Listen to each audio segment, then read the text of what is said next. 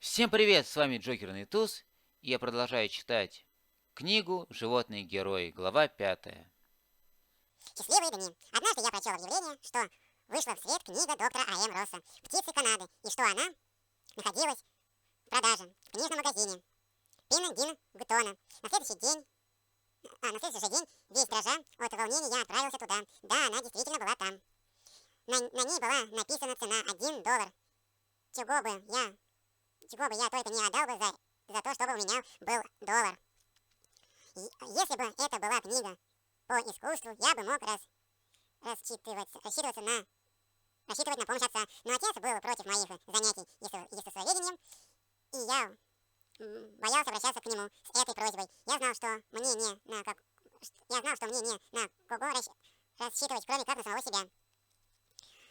Никогда еще деньги не были для меня такой драгоценностью, как теперь.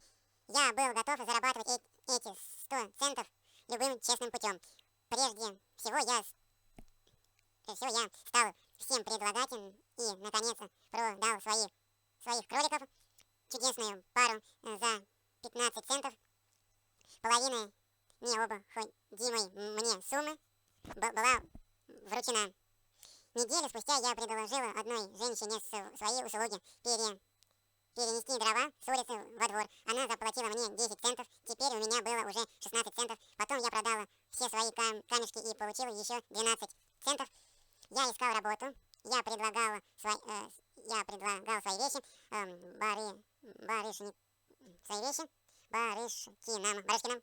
Наконец я стал собирать насекомых для одной англичанки. Прошло несколько недель, я накопил 90 центов.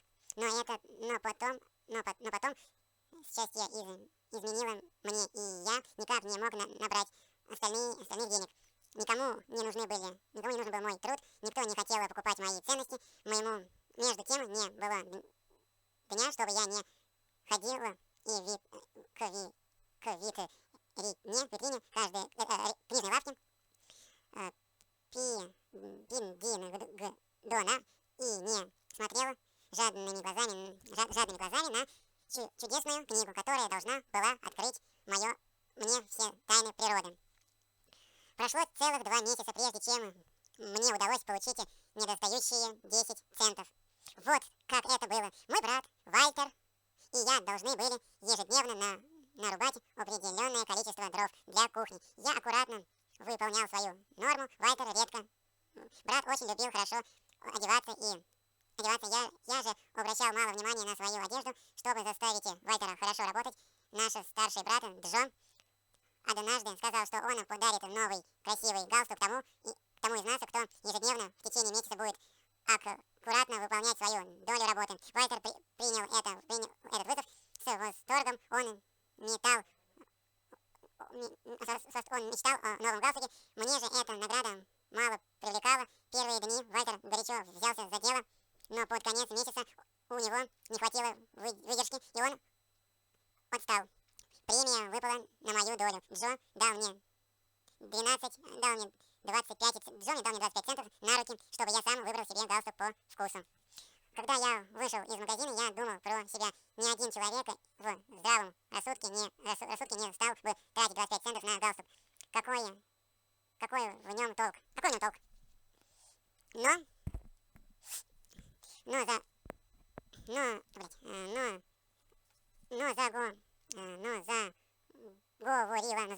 заговорила моя совесть, ведь эти деньги даны тебе на галстук. На галстук. Немного, погодя, я стал опять колебаться. 15 центов это прекрасная цена для галстука. И тогда у меня останутся на руках долгожданные 12 центов.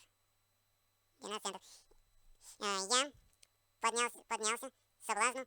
За 15 центов я выбрал себе великолепный галстук по белому полю, маленькие розочки. 10 центов остались у меня. Итак, у меня в кармане был доллар. Звеня серебряными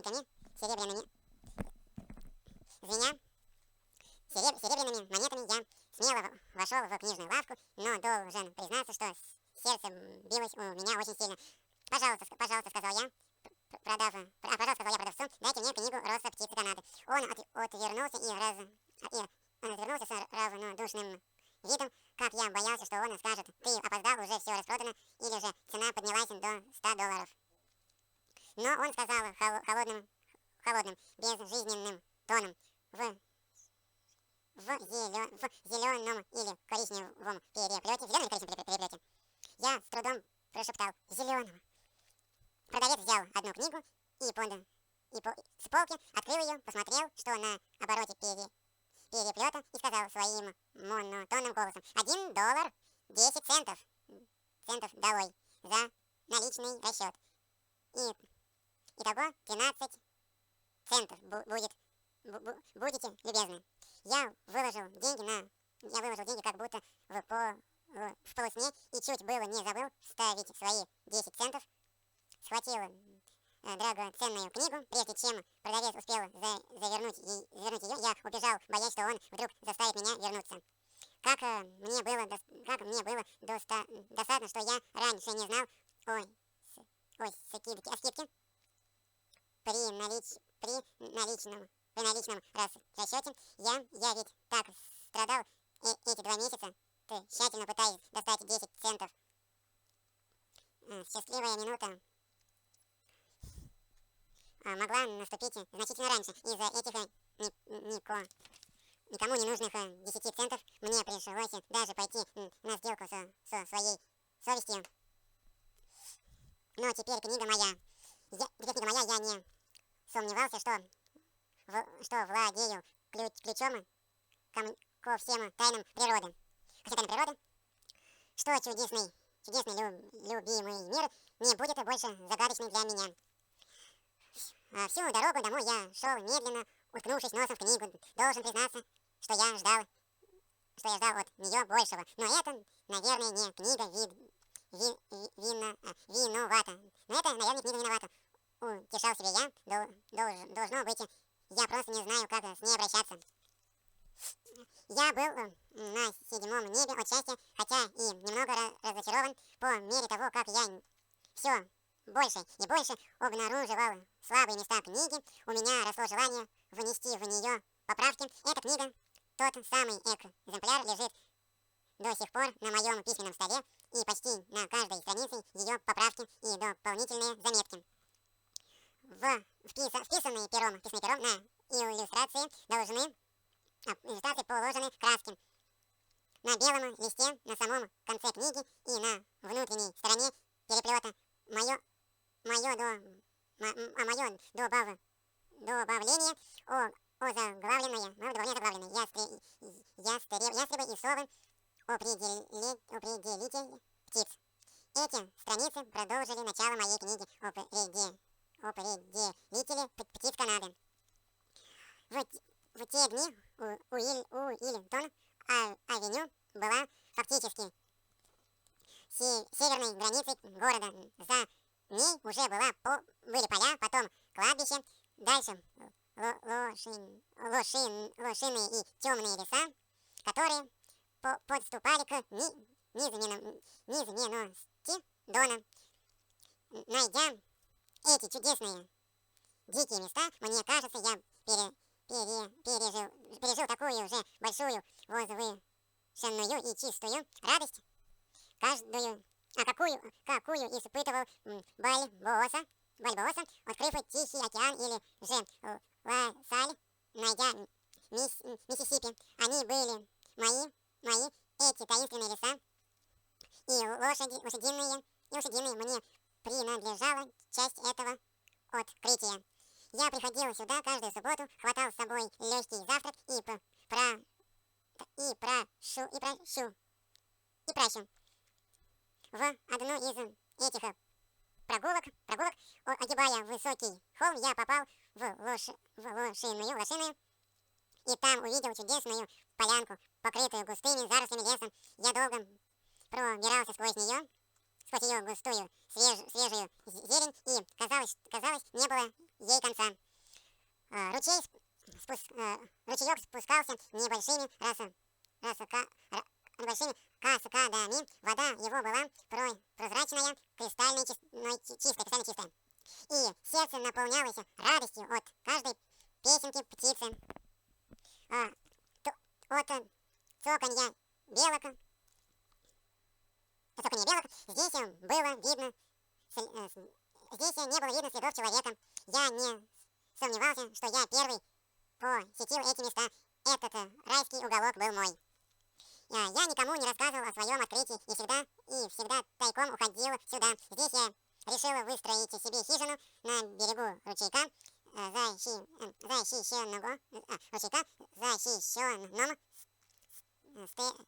защищенном стеной зелени. Мне казалось, будет хорошее место для моей хижины. Я хотел, чтобы хижина уходила до половины в землю. Для этого нужно было выбрать яму. Земля на этом берегу была особенная. Там была голубая глина, и рыть ее оказалось трудным делом. Особенно потому, что моя самодельная лопата работала плохо, а другой у меня не было. Я утешил себя мыслью, что индейцы всегда обходились самыми примитивными орудиями. Кроме лопат у меня были еще моток, ручная пила и дюймовое долото. Все это мне посчастливилось найти среди груды пепла на месте пожара одной столярной мастерской. Рукоятки к этим инструментам я сделал сам. 2 субботы ушло на то, чтобы вырыть яму, которая должна была служить основанием моей хижины. Яма была 10 фунтов в длину, 6 фунтов в ширину и 3 фунта в глубину. Конечно, только с задней стороны фасада хижина должна была стоять на уровне земли. Теперь передо мной была новая задача. Нужно было найти строительный материал. Камня здесь совсем не было. Деревьев в моем лесу росло много, но у меня не было топора. Что же осталось делать? Я стала подыскивать себе готовый материал. В долине Дона на расстоянии полумили от моего участка была еловая роща. И там скрытые и в высокой траве лежали кедровые сваи. Все они были 8 фунтов длиной, 6-дюймовый в диаметр. Это было как раз то, что мне требовалось. И поскольку они лежали на моем участке, они принадлежали мне. Я принялся перетаскивать кедровые сваи одну за одной на место постройки хижины. Наверное, каждая из них весила фунтов 25. Как мне казалось в начале пути, но когда я подходил к голубому берегу, то эти сваи наверняка весили не менее 15 фунтов. Ведь мне было всего лишь 14 лет, и я был очень худеньким, хотя и выносливым мальчиком. По моим расчетам, мне нужно было 20 свай. Я перетаскивал их все 20 за 2 субботы и совершенно выбился из сил. Теперь только я вспомнил, что мне еще нужен материал для крыши. Я начал поиски и нашел в лощине штук 6 сваленных бурей деревьев. С этим материалом я принялся за постройку хижины. Работы я не боялся, мне уже приходилось плотничать, но как мне не хватало инструментов и как мне нужен был сильный товарищ. Я начал выкладывать фундамент, подняв его вплотную к отвесной стороне берега. Потом я сложил боковые стены из 8-фунтовых свай.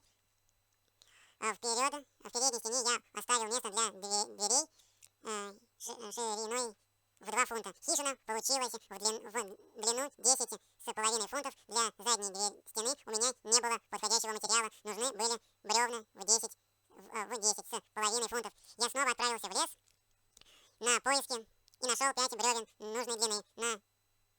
На углу хижины бревна легко укладывались крест-накрест.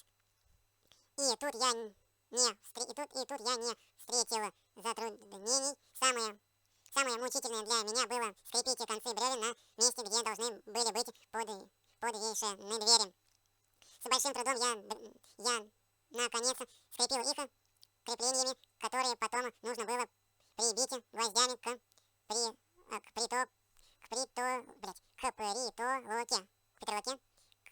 притолоке дверей.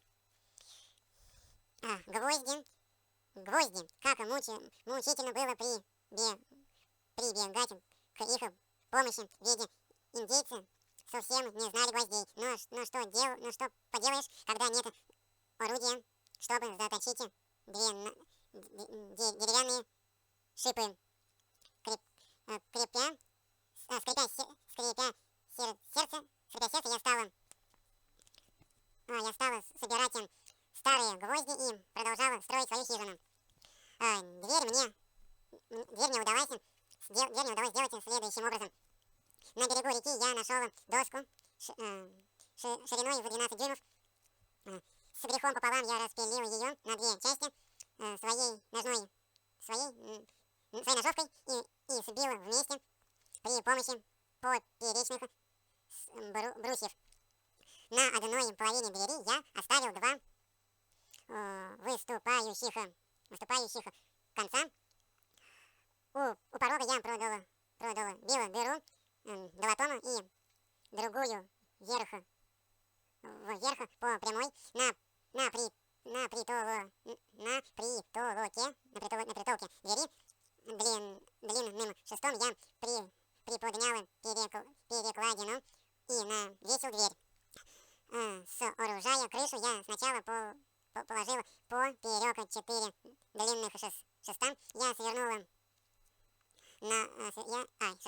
сверху навалил много ивовых веток и травы, которую я нарвал в ближней долине. После того осталось только заштукатурить хижину. Это была нетрудная работа сама по себе, но на нее у меня ушло много времени. Я тщательно законопатил мхом все щели, а потом замазал стены толстым слоем глины.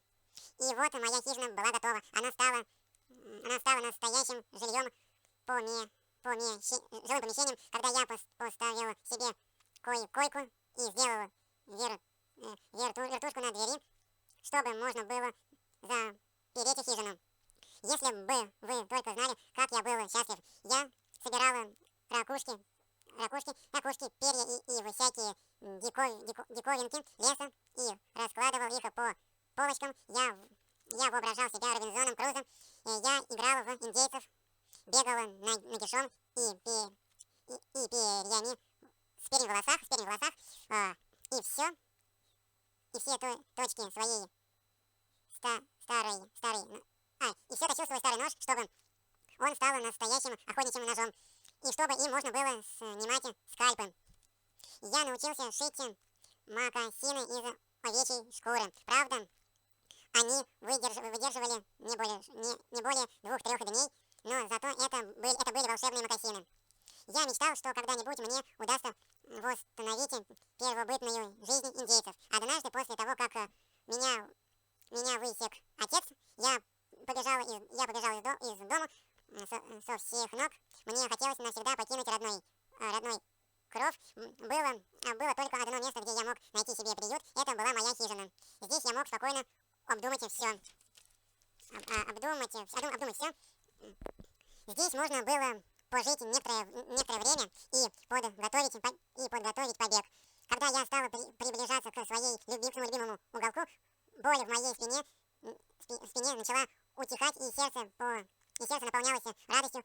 Пробираясь по лощине, я заметила я заметил большие следы человека, и мне стало как-то не по себе.